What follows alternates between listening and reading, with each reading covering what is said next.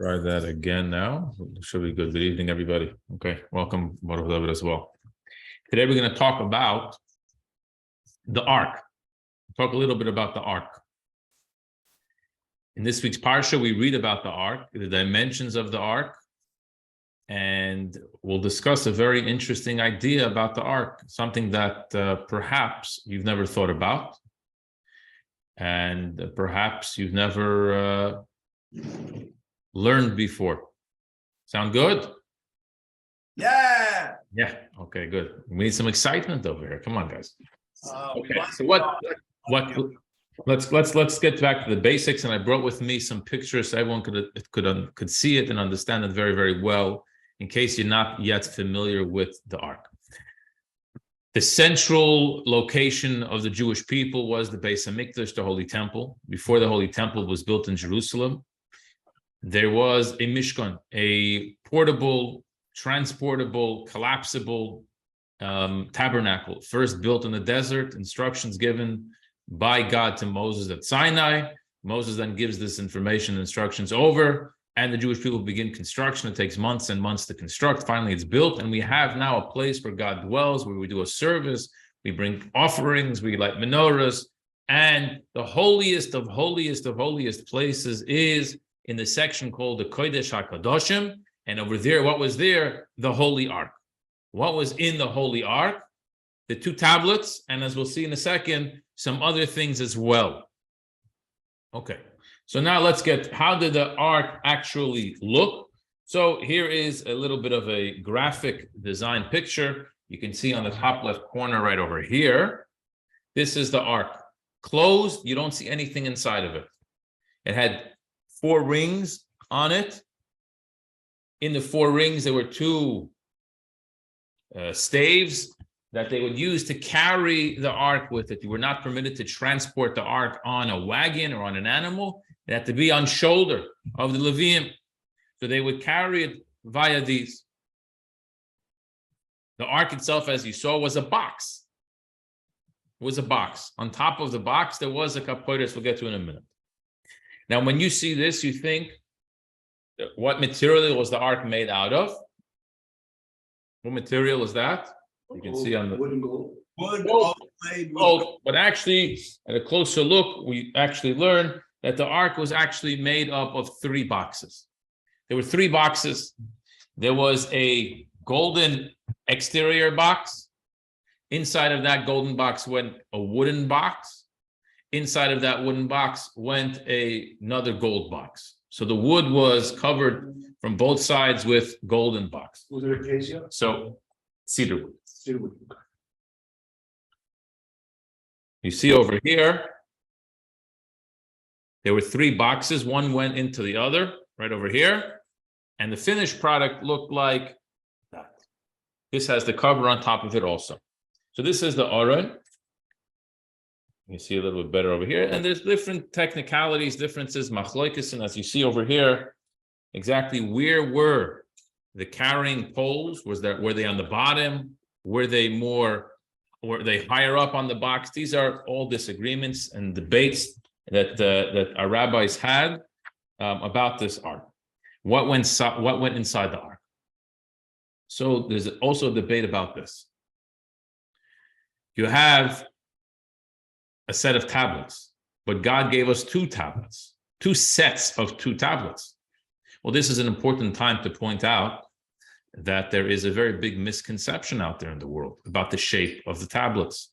Most pictures of the tablets are how is the top of the tablets and what type of shape?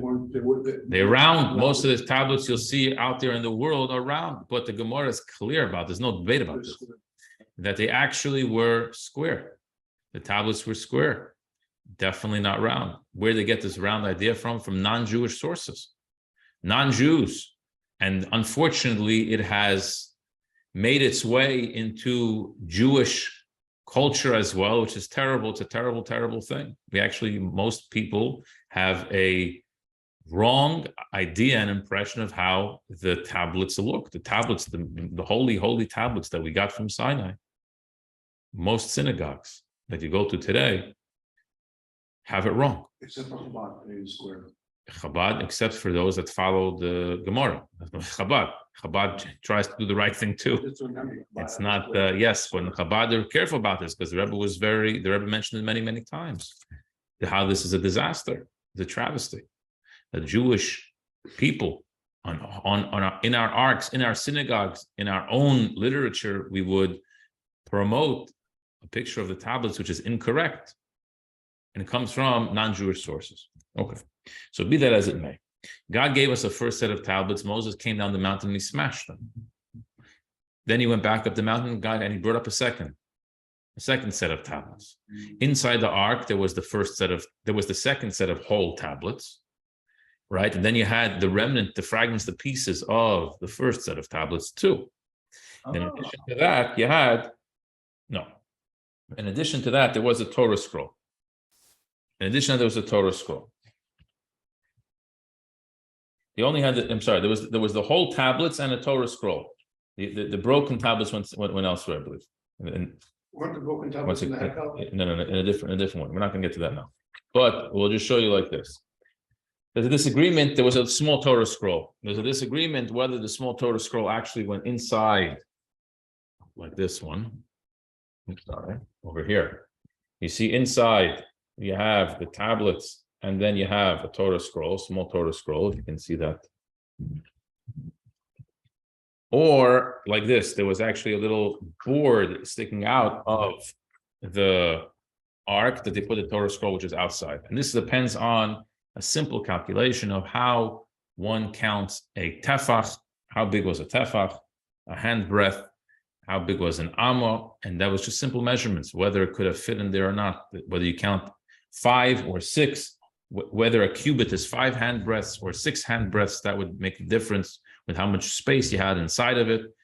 If there was the space, according to Reb Meir, then the Torah went inside because he holds a cubit was smaller. According to Rav Yehuda, who says that a cubit was 6 handbreadths, there was simply no room inside the ark to put it. He had to put it on the outside, and that's that. Okay. On top of the ark, you had what's called a kapoides. Kapoides was the cover to the ark. And the cover to the ark, the Torah tells us, has to have emerging from the kapoides keruvim. They have to be keruvim at the two ends of this board, this cover, and they would have to have poisei knafayim l'mayla. They had to have wings emerging from. They had these keruvim, and from these keruvim, these images, they would have to have wings that would spread out above, on top like that. So here is a picture of that. You can see clearly how this looked.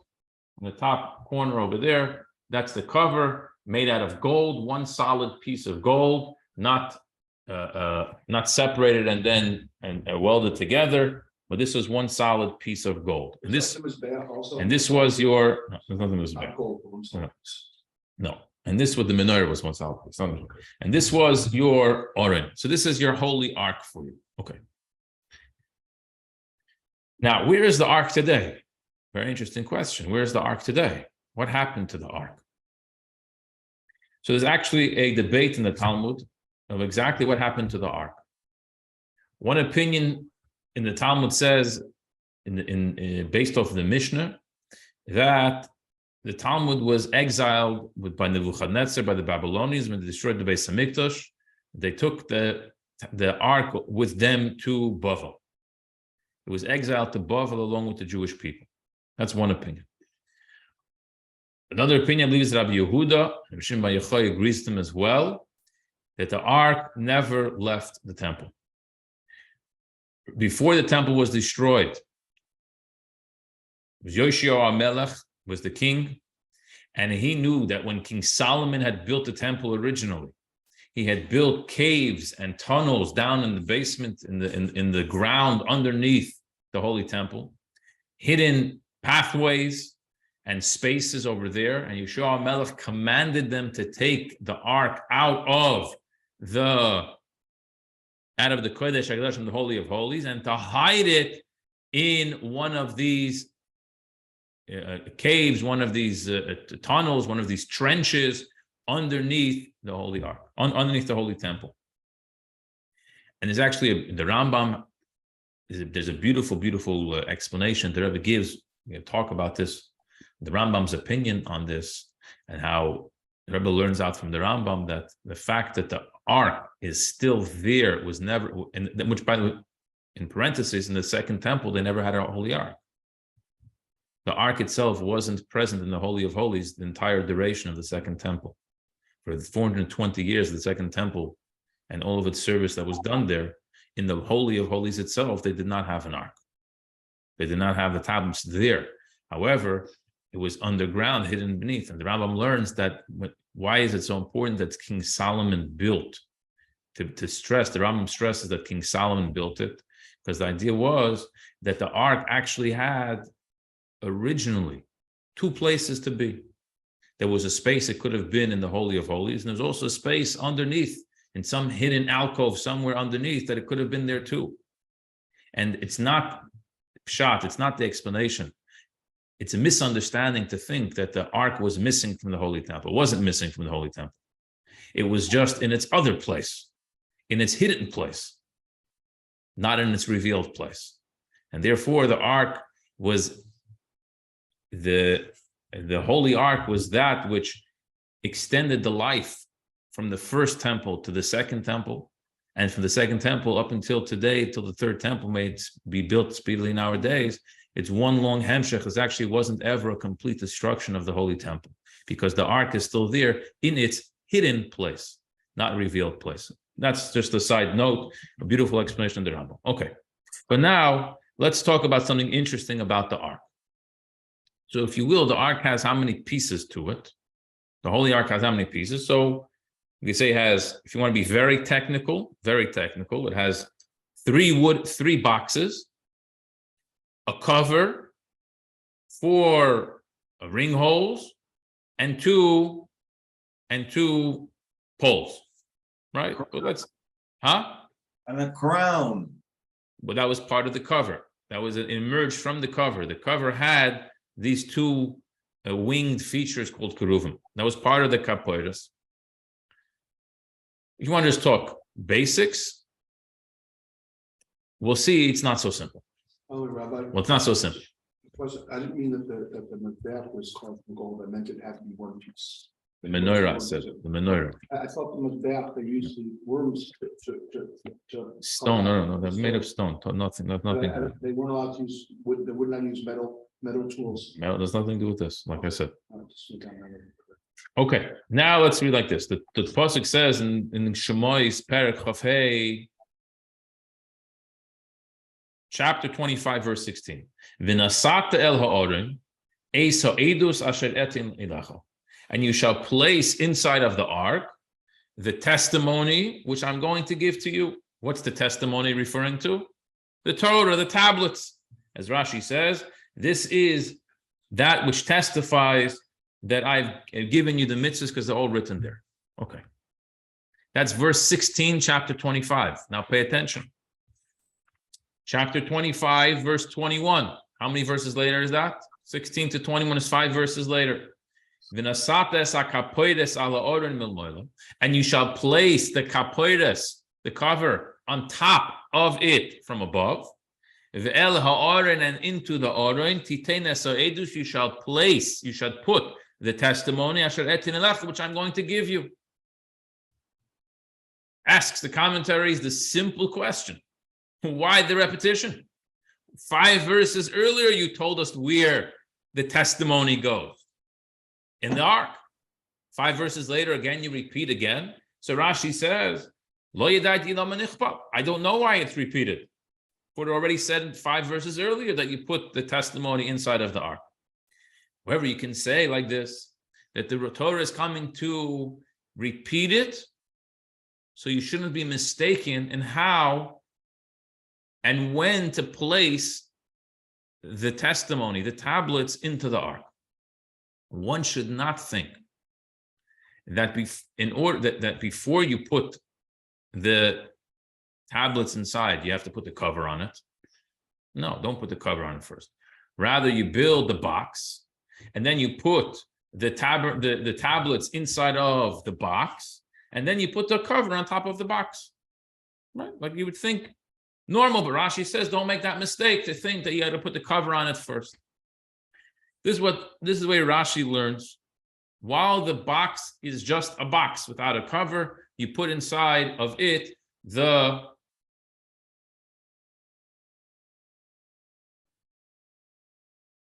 what? The luchot. Very good. Okay, very good. Comes along the Ramban, Nachmanodies, and Nachmanodies has a different take on this. Nachmanodies first quotes Rashi. He lived after Rashi, so he learned the explanation of Rashi. And Nachmanodies says, to me, it seems the opposite way. Totally the opposite. The reason why the Torah is saying it 2 times is to teach you the exact opposite. That before you put the tablets inside of the box, make sure you first put on the cover. And only after you put on the cover, you take off the cover and put in the tablets and then put on the cover again. So why would the Torah repeat it unless you're saying like Rabbi Akiva, unless you're giving another reading? One second. Let's back up for a second. What's the explanation? What's the explanation behind this? Why must you first put on the cover and then take off the cover, put the tablets in? So Nachmanides explains like this. Where do you put the tablets? The tablets have to be put inside of the ark. But as long as the cover was never placed on the box, it never got the name ark yet, because it's missing half of its pieces. The cover is central to the ark itself. You haven't built an ark until you put the cover on it. It's just an empty box. It only becomes an ark when you build it according to its specifications. Now that you've built an ark, now put the tablets inside of the ark. So practically, you got to open it up and put the tablets inside the box. But as long as you're missing that element of covering, it means you're missing the element of making the complete aron, the complete ark. That's what the Torah says, specifies again. Vel ha'aron, into the ark, put inside the tablets. While it's not yet an ark, you can't put tablets inside of it. This is the way that Ramban learns. Now, the Ramban goes further, and Ramban explains even more.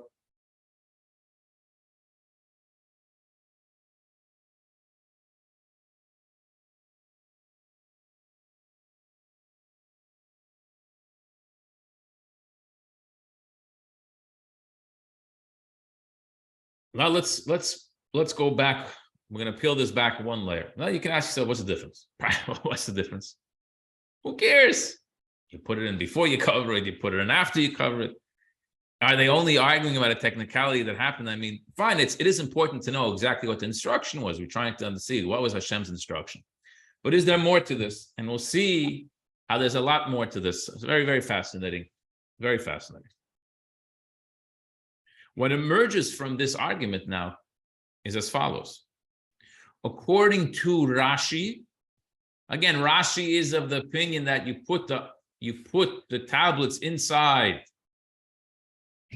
an uncovered box, Okay. Rashi is of the opinion that the cover is not a part of the ark. The cover is a separate entity from the ark. It's called kapoides. How and what is the definition of ark? Ark is the box, a box without a cover. After that, Torah says you have to make a kapoides. Now, where do you put this kapoides? You put the kapoides on top of the box that I told you to make.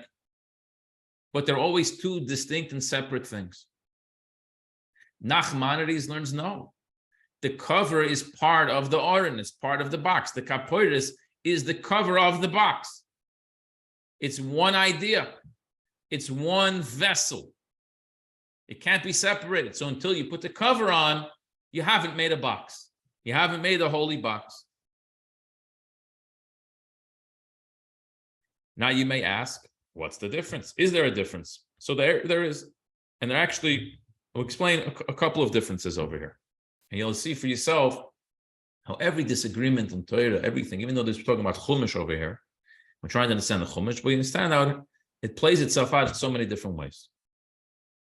When it came to building the Holy Temple, everything in the Holy Temple that was built had to be lishma. Lishma means for its sake. I am now building this for the sake of the commandment that God told me to build this. while I'm building the cover of the Holy Ark, the kapoiros, what's called the kapoiros, what is my intention supposed to be? Is my intention supposed to be I'm now building the Ark for Hashem? Or is my intention I'm now building a kapoiros for Hashem? What's the builders who built the tabernacle? What was supposed to be their intention? What were they supposed to be thinking? According to Rashi, they're supposed to be thinking they're building a kapoiros.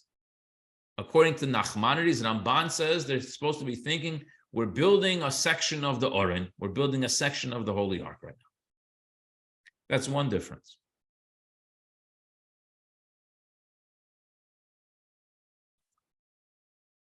There is a prohibition. The prohibition is one is forbidden from building replicas of temple utensils. You're not permitted to build an exact replica of the menorah, an exact replica of the shulchan, the holy table, an exact replica of the golden altar, an exact replica of anything as part of the holy temple. You were not permitted to build an exact replica. Is that the right The same size and material, with one is not permitted to build. It's one of the prohibitions. You can't do it. Now here comes the question: if you didn't build it exactly to its feature, right? So then you're not making an exact replica. So now, if I only build a cover to the ark, exactly the way the Torah dimensions the Torah gives us, if I build a kapoiros with the kruvim, with the wings, poisech chenafayim, hovering above, spread out above, am I transgressing a prohibition or not? A second time you build it or the first time? I go right now, I take gold and I chisel gold and I form a kapoiros exactly the way the Torah describes in this week's parsha. No. I make it exact. Today, right now, 2023. It depends on the original commandment originally. It was part and parcel of building. Oh, so this is dependent on the disagreement between Rashi and Nachmanodies. According to Nachmanodies, you've only built a half of an ark over here. The cover is not. It's not. You didn't build yet a full replica. You're halfway there, but until you're fully there, you haven't transgressed anything. So you're just okay. According to Rashi, the cover is a separate entity. So if you build only a cover, you're transgressing the prohibition of building a replica, an exact replica of one of the utensils of the Holy Temple. The cover is kapoiros. It's called separate. It's not connected to the Aron itself.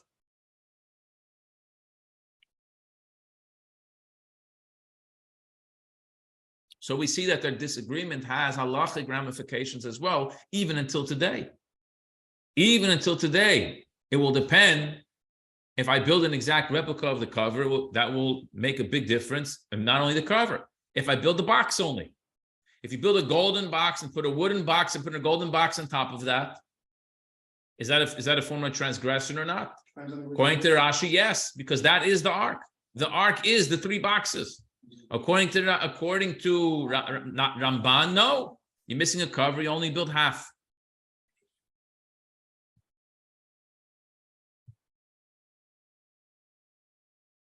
What's the logic that's driving?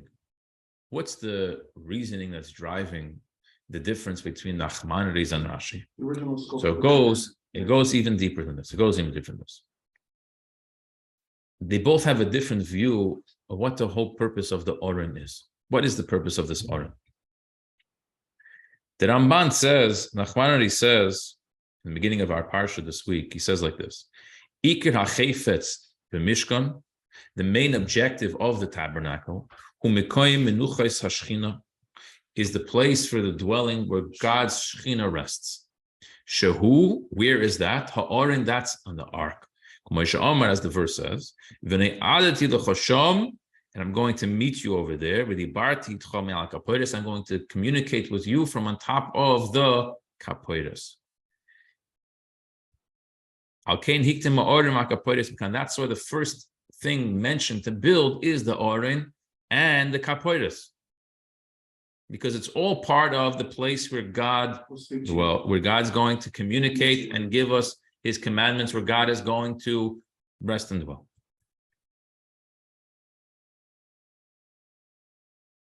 And when does this ark turn into an ark? In other words, when is God going to rest his Shekhinah there?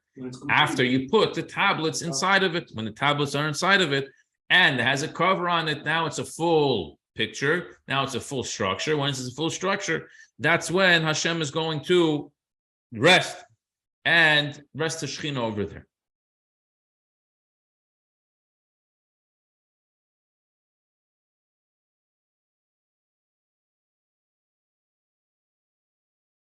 Which means like this. The Ramban says, not only is the box which holds the tablets, the space where God's Shekhinah dwells, but he includes the kapoiris, the cover there as well. He mentions the kapoiris as well, because that's part of the space where God is going to talk to you. That's where God is going to be, so to speak. On the other hand, according to Rashi, the ark and its cover have two completely different ideas. And Rashi understands this from the fact that before the Torah says to build a cover, the Torah says in verse 16 to put the testimony inside of the ark, which means the ark and the luchos exist independent from the cover. Because the Torah only says afterwards to put a cover on top of it.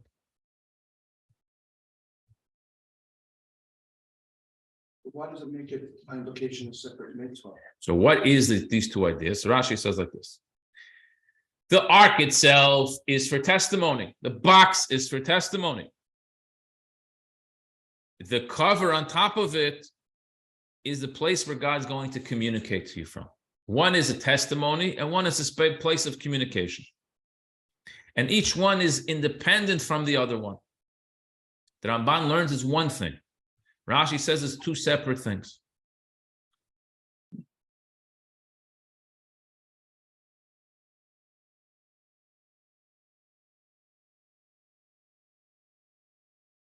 So we're getting now a better picture over here of this disagreement, this debate between Rashi and Nachmanodies. Now let's get to another fascinating idea. And you see how this runs through everything. What were the keruvim? What was the image of the keruvim? Winged angels. Winged angels, Jonathan says. Winged angels. I don't remember serves. Well, Huh? the Keruvim were originally Assyrian things. They were beasts with wings. Beasts. We say mythical. Yeah. No, not Male beasts. and female. It was a male. Oh, Shalom says male and female. Okay. So in other words, we have two opinions really. What was the keruvim? What image were the keruvim? According to Ramban, Nachmanodies says that it was angelic. It was some angelic spiritual figures that were carved over there. This based off of the prophecy, the imagery of Yecheskel that Ezekiel the prophet gives in his prophecy over there, where over there he says that what he saw in the image that he saw, and Nachmanodies says that that was the image of basically we'll call it winged angels. We'll call it winged angels, winged angelic like figures. According to Rashi says that they were human. Not only were they human, but they were baby faces. Children, the face of children, boy and a girl, the faces of children. So one says they were angels. One says they were children.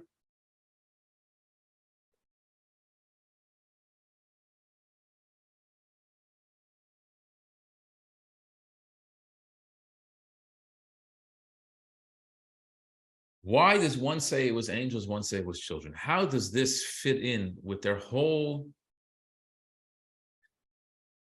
understanding of what the ark was and what the kapoiros was. So let's go back. Let's understand now the shita, the opinion of Nachmanodies. Nachmanodies says the purpose of this holy ark was for Hashem's dwelling. What was held in the holy ark? The Torah, the luchos, the tablets. That was the testimony, right? It was all about, in other words, this box is all about the Torah. The kapoiros, the cover on top of this box, was central part of the box itself, because where Hashem's Shechina dwelled is reflected in the fact that one is able to connect with Hashem over there through the Torah and reach spiritual highs, angelic-like figures. You can link to Hashem. One can connect with Hashem. One can communicate with Hashem through the Torah, through the Torah of testimony. That's what this box represented. That's what this holy ark represented. That's what it was held inside. And it reaches its apex. It reaches its climax when you have these angelic-like figures with its wings spread out above, that you go all the way, you can soar high. You can get really, really high and connect with Hashem in a very, very deep and meaningful way in this manner.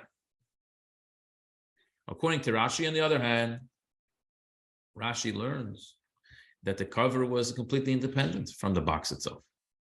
The box has one idea, connecting Hashem through, that you can connect to Hashem through Torah. The cover, what's the cover, has nothing to do with that. The cover was separate identity. What was the imagery of the keruvim on top of the cover? Imagery of children, human beings, of Jews. And this represents, sometimes in the most simple explanation, you also have the deepest explanation. And this represents, according to Rashi's understanding, the way Rebbe explains this, this represents the Jew's connection with Hashem, which is independent of Torah. A Jew doesn't need Torah in order to be connected with God. As a matter of fact, the Jew came before Torah. God's love and connection for the Jewish people and the particular Jew came before he gave us the Torah. It's not the explanation that God first had a Torah and he needed someone to give it to. And we said, fine, we'll take it, we'll do you a favor and get it off your hands. God had a Jewish people. God had a love for these people. And God wanted to give these people instructions how to live a wholesome connection with him. And that's why he gave us the Torah. So what emerges from this over here is that greater than the connection that's made through Torah is the connection that a Jew has independent. It's just innate, it's born with me. This connection that I have with Hashem. Yes. I was told that we were the only nation to accept it. It was offered to all other nations, and they did not like the restrictions. No meat and dairy together, and our restrictions. And what do you mean we can't kill and murder? No adultery, and they did not want to accept it. It was offered to other nations. Is that correct? Yes, there's a message like that. That's one understanding of how things went down, which is true on a certain level. True. Yes, we're talking over here on a much deeper level of understanding than that. Like the chariot, in the Nevi'im, they talk about Hashem's chariot. You know, the voices screaming, "Kadosh, Kadosh." Is that also symbolized by the cherubim, chariot of Hashem, screaming out his praises? Yep. In the Nevi'im, that was, and that would explain why you're saying that it's linked. I don't know if it's independent, but that would explain it. Thank you. And the prophets visualized, gave the visualization, not the actual. That's it? Yeah. So now, based on this, so the Rabbeinu Bechai was one of the earliest commentaries on the Torah, on the Chumash, and he speaks at length just to understand this idea over here about the keruvim and the fact that they were male and female. Why were they male and female? To show the love that Hashem has for his people. So the Talmud says like this. It's a big discussion in the Talmud exactly how this happened, the technicalities of it. But Talmud says like this. When the Jewish people went up to pay pilgrimage 3 times a year to the Holy Temple, the Shalosh Regalim, the Kohanim would lift up the curtain to the Holy of Holies.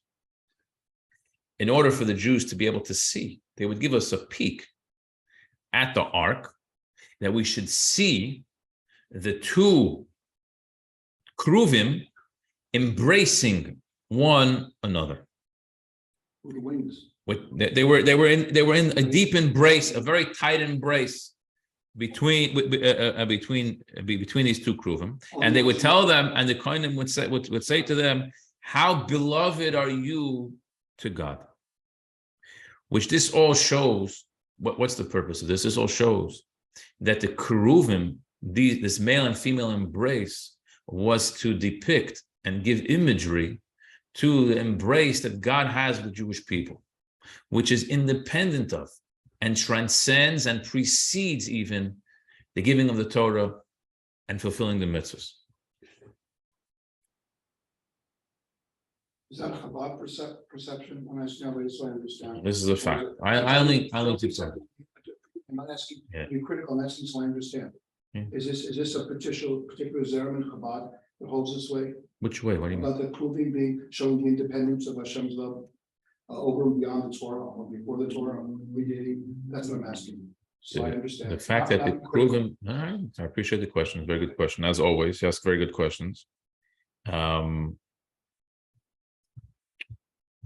It's all cured from the different places in the Talmud and the quotations of the sages and the Chumash and the commentaries that we're talking about over here. I can't go to every single thing at length, but yes, this is all from the earlier sages. Now we can understand also why they were childlike and not adult-like, and not like even besides for that, even independent of that. Why were they childlike? Because there's no love like from a parent to a child. So if this whole idea was to project the deep love and affection that God has for the people, so the best image would be that of children, not of adults embracing, but that of children.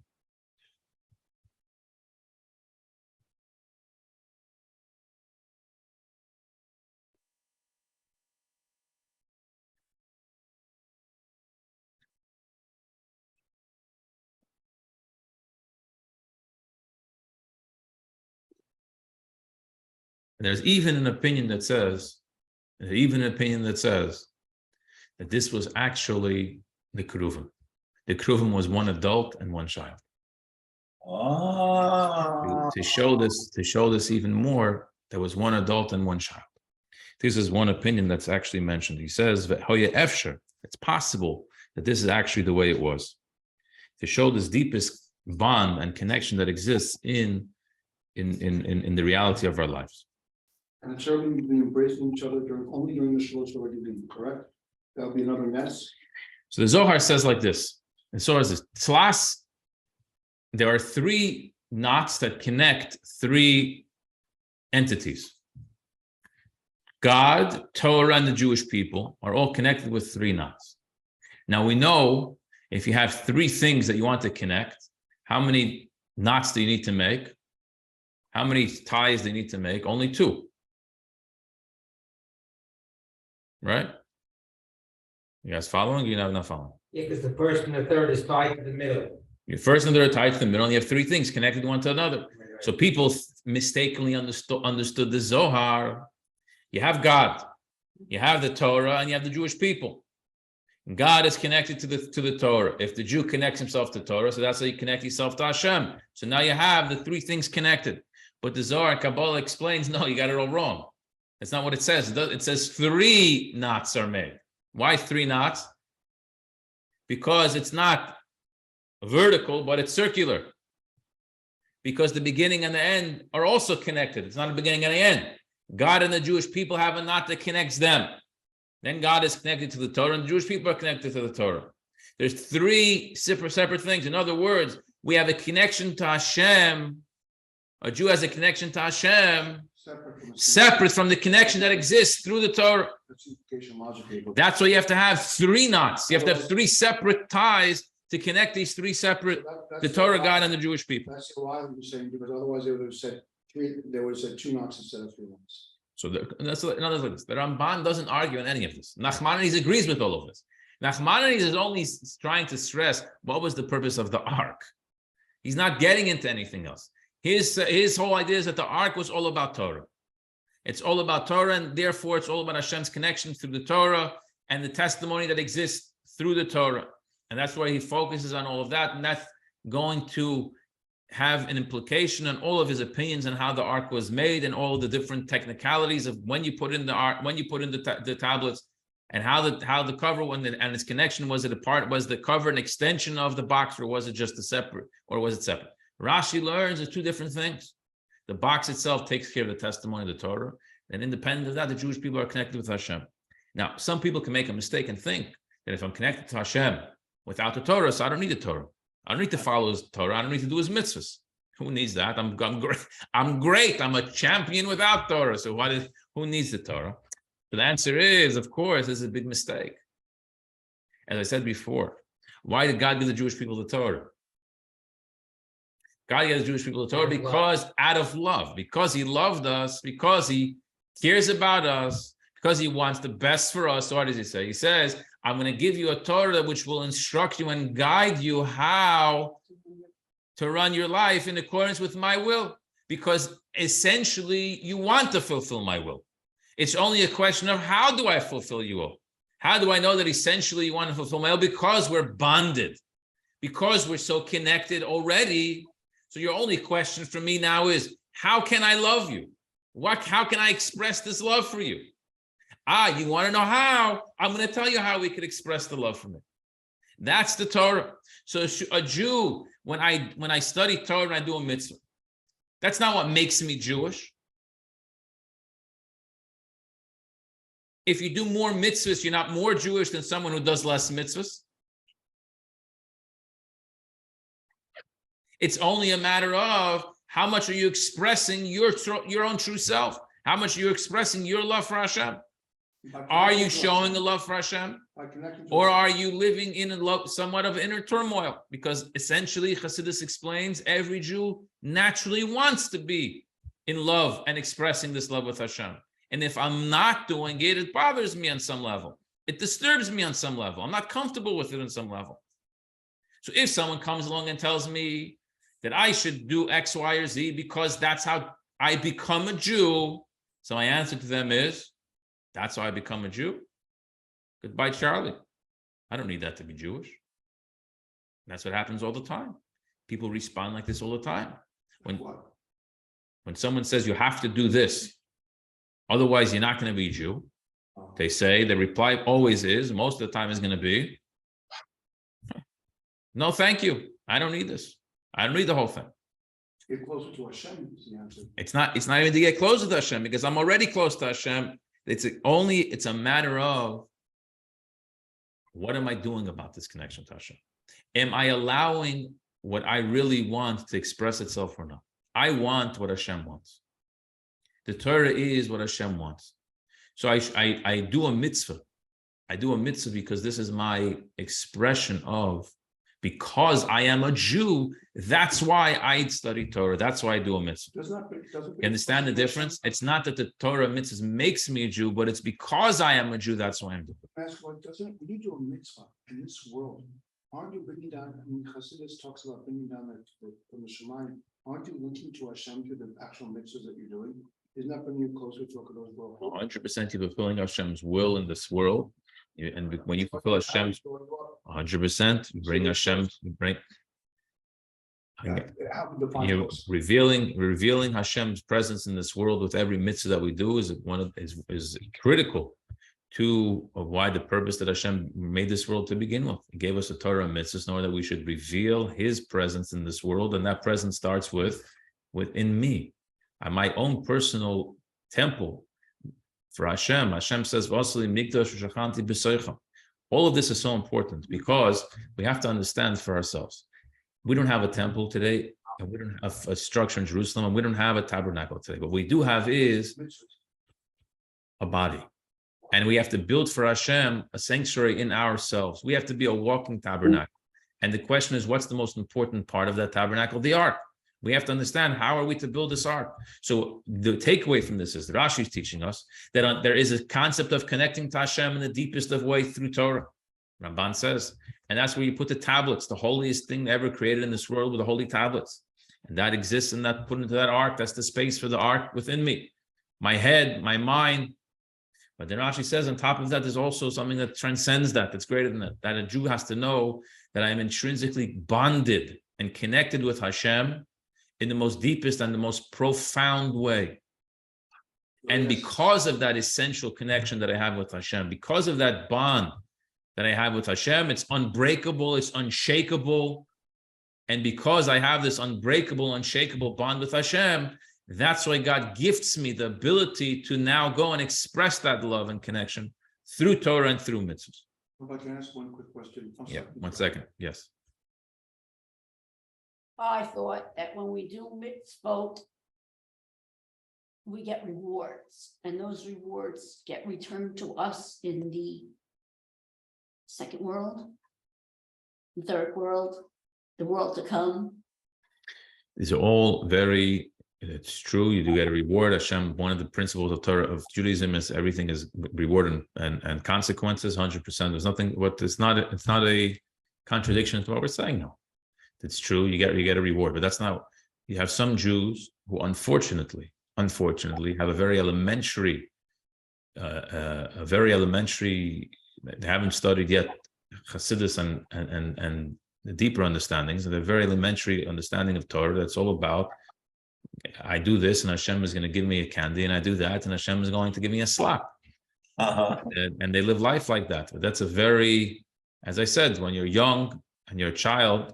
At the earliest stages, you have to understand there's a concept of schar and oynish, about rewarding consequences. When you get a little bit older and more mature, you should understand, we have to develop a little bit and understand that my connection with Hashem is not only about reward and punishment. It's not a school teacher and a student in the classroom. It's not about trying to, or any other type of structure like that, but it's much, much deeper, much more profound than that. And finally, I want to end with one idea, and that is the concept of sin. We know there's a concept of tshuva. If you do tshuva, then Hashem gives you a kapara. Kapara is atonement, Yom Kippurim, right? How is it possible to be atoned for a sin that you've done? You made this mistake. You've done wrong. You've wronged God. What does it mean that now you're going to get atonement for that? Where does that come from? Where does atonement come from? So now we can understand, what's the cover of the ark called? Kapoides. Kapoides from the word kapora. Because where does kapora come from? If chas v'shalom of God's word, a person does blemish the connection that exists between Torah and mitzvahs, now I need to have a kapor, I need atonement for that. Where does that come from? That comes from that which rests above. We have to go a step higher and deeper inside of us and uncover and reveal that connection with Hashem, which comes before, which precedes Torah and mitzvahs. If I'm able to connect with that, then from there you get a kapora, because from that level and over there, it makes up, it fills in all the holes and all the blemishes and straightens everything out for us. Can I ask you a question before you end it? And it's something that doesn't rest easily in my mind, and then you can trade out. The concept of lahakli, korban, comes to the concept of drawing closer. Yes. The root word, kru, the korban. No, two different. Yes. Yeah. Yeah, when the Beis Hamikdash existed. Stop 1 second. Kruvim is spelled differently. I don't mean that. Okay. When the Beis Hamikdash existed, we had ammunition, we had both mitzvos from the Torah, and we had korbanos, which came from wood kiruv. So is that why I'm mistaken in assuming that doing the mitzvos is bringing us closer to Hashem? Because the sacrifices of the kruvim were separate than the mitzvos, correct? Or is it a separate process in the mitzvah, or are they both the same in terms of bringing us close to Hashem? At the end of the day, Sorry. every time you have Every time you do a mitzvah, anytime you do a mitzvah, you come closer to Hashem. So What it that's means, what what it you means mean. closer to Hashem is, it means that you're revealing the connection with Hashem that exists already. Hashem gives us opportunities to show him love. When you show somebody love, you strengthen that bond and you reveal that bond that exists over there. That the main service in the Beis Hamikdash was karbonos, from the word kiruv, from the word korev, to come closer to Hashem, which comes primarily from sacrificing your animal, your own ego. When you sacrifice your ego on the altar, that's when you come closer to Hashem. Doesn't mitzvahs help us to subsume our ego and our yes, 100%. So, okay, that's. 100%. Okay, anyone have any other questions? Huh? No, it's very good, very good, very good. Yes, Baruch David. Minor technical comment. Having built many boxes with covers, Yeah. wood and cardboard